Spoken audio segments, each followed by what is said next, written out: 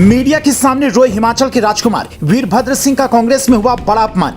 जिसने ये सरकार बनाई, जिसकी वजह से ये सरकार बनी प्रदेश के अंदर, उसकी मूर्ति लगाने के लिए 2 गज जमीन इनको माल रोड के ऊपर नहीं मिली। क्या रानी मां को लेकर बीजेपी में जाएंगे या आंध्र प्रदेश वाला इतिहास दोहराएंगे? सामने हैं 2 विकल्प। क्या राहुल को भारत जोड़ो छोड़कर निकालनी चाहिए कांग्रेस जोड़ो यात्रा? पार्टी क्यों छोड़ रही है विधायक? यह है हिमाचल प्रदेश के कांग्रेस के विधायक विक्रमादित्य सिंह। सिर्फ नाम ही राजा जैसा नहीं है, बल्कि राज परिवार से भी आती हैं। हिमाचल के पूर्व मुख्यमंत्री वीरभद्र सिंह के बेटे हैं, जिन्हें हिमाचल की जनता आज भी राजा साहब के नाम से जानती है। पर आज उन्हीं राजा साहब का कांग्रेस में इतना बड़ा अपमान हुआ है कि हर हिमाचली इस बात को लेकर कांग्रेस से खफा हो जाएगा। उनके बेटे विक्रमादित्य सिंह मीडिया के सामने आकर रोते हुए कहते हैं कि मेरे पिता की मूर्ति के लिए माल रोड पर 2 गज जमीन भी नहीं दी गई, जबकि उनके दम पर कांग्रेस ने कई बार प्रदेश में सत्ता हासिल की और लोगों के दिल में जगह बनाई। 6 बार जो हिमाचल प्रदेश का मुख्यमंत्री रहा, 6 बार जिसने ये सरकार बनाई, जिसकी वजह से ये सरकार बनी प्रदेश के अंदर, उसकी मूर्ति लगाने के लिए 2 गज जमीन इनको माल रोड के ऊपर नहीं मिली। This is what respect this government has shown to my late father. इस तरीके की जो चीज हुई है, हम इमोशनल लोग हैं। इमोशनल पद से हमें कोई लेना देना नहीं है।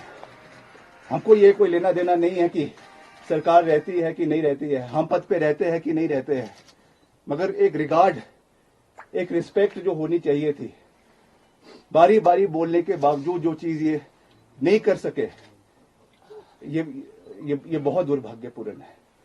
और निश्चित तौर से राजनीतिक रूप से नहीं, मगर भावनात्मक रूप से मैं बहुत आहत हूं कि इस तरीके की चीज क्यों हुई, किस कारण से हुई, मैं नहीं जानता हूं। और पार्टी हाईकमांड को इसके बारे में कहने के बावजूद भी ये चीजें नहीं हो पाई, ये दुर्भाग्यपूर्ण है।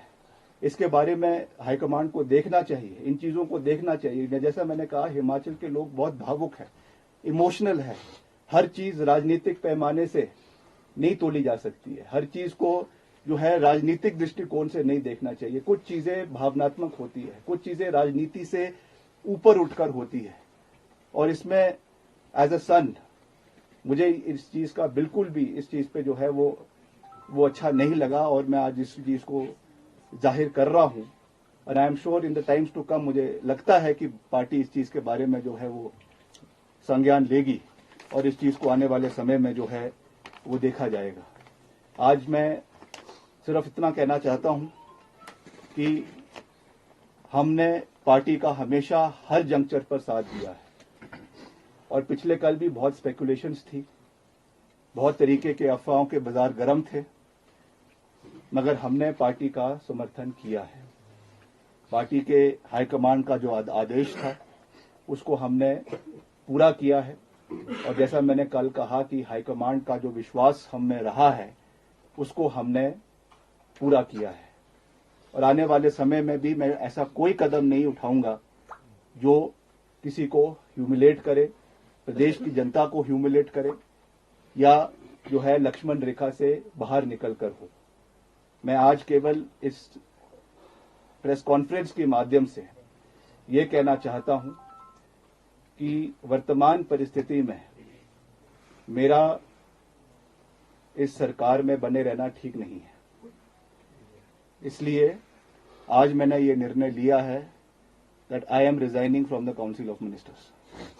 मैं इस सरकार से एक मंत्री के रूप में इस्तीफा दे रहा हूं, जो मैंने निर्णय लिया है।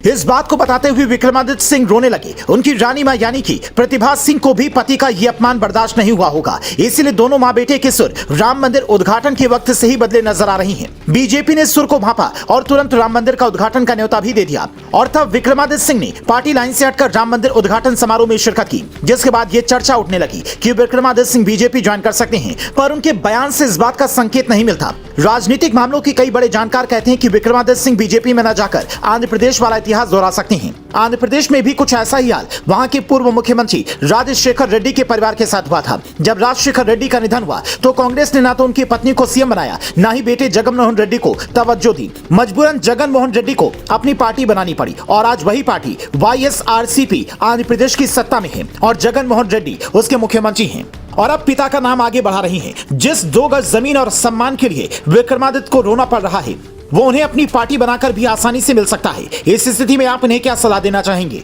कमेंट कर बताएं।